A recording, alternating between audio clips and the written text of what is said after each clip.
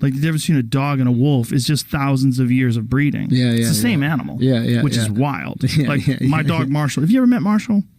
Sweetest fucking animal that's ever existed. All he wants to do is love everybody. Oh no, I did meet him once at the old studio. Everybody's his friend. But he's an ancestor of a wolf. They've turned him into this thing through thousands of years of breeding. Is that what just they're doing like they're trying to do to men? Exactly. That's what they're trying to do. Where's to men. Andrew Tate when you need him? Yes, that's like this toxic femininity shit, or masculinity. Toxic femininity is right. That was a Freudian slip. But toxic masculinity, what that means is like, oh, you mean the men who carved the world. Yes, now you don't need them. So now you want to get rid of them. But you do need them. You just don't think you need them because you don't need them right now. And then Russia has them, and China is making them more... China's making them more masculine. So then what do we do? Like, how do we recognize this trait? Okay, we want to make life more palatable for everyone, right? But sometimes you need some badass motherfuckers to do the things that a lot of people don't want to do.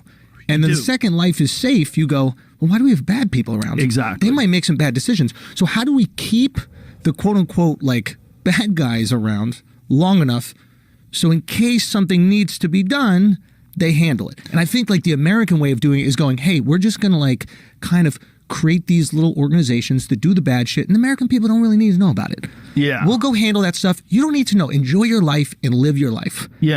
And we'll make sure everything is cozy and cool, and then you're not voting for the guy that does the bad thing. It's kind of like a nice system. It's a very good system for creating innovation, right? Because you leave people and the opportunity. Comfort. But you leave people the opportunity to go and do other things. But it also is an opportunity for people to be unrealistic about the world. Like Israelis are very realistic about the world. They have to be. They have to be. Yeah.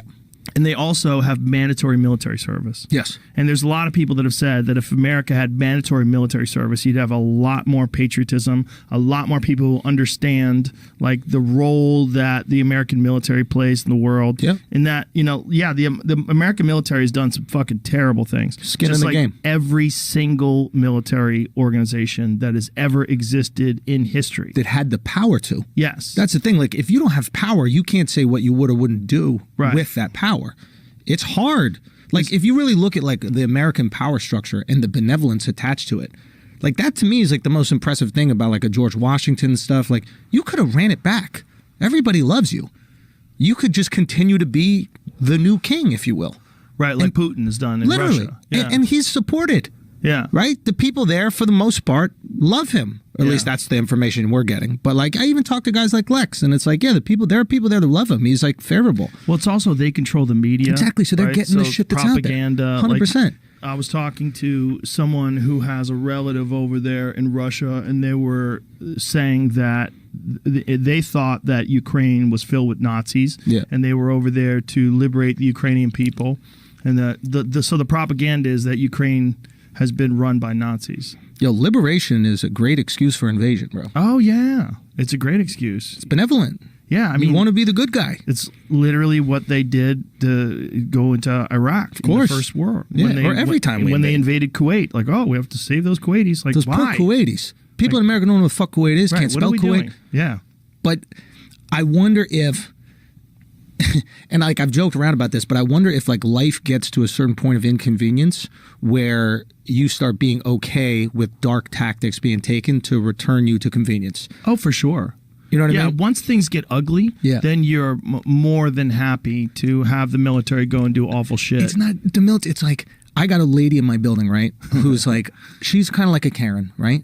And Joe, I love her because she does the shit I want her to do. She's the Antifa of your building. Yeah, but like somebody's somebody's fucking loud. Somebody's having a crazy party.